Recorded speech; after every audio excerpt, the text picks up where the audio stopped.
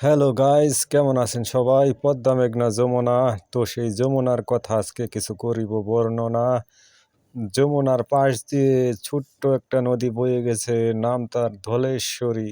ধলেশ্বরী কিছু দূর যাওয়ার পরে সেখান থেকে শাখা রূপ ধরে ধারণ করেছে বংশী নদী।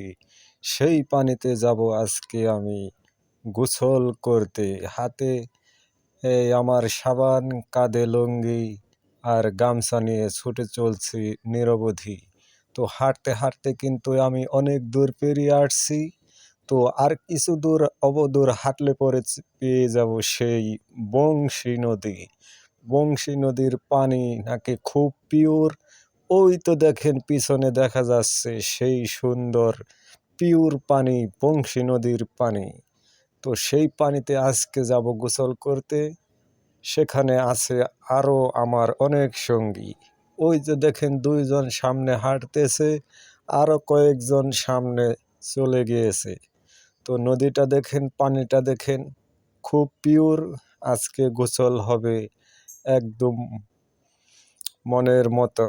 তো যাই হোক, দেখাচ্ছে একটু মানে সেলফি দিয়ে ভিডিও ওদিকে ঘুরিয়ে ঘুরিয়ে দেখাচ্ছি। দেখেন নদীর অপরূপ। তো এই পানিতে গোসল করতে খুব ভালো লাগবে। এর আগেও একবার দুইবার গোসল করেছি।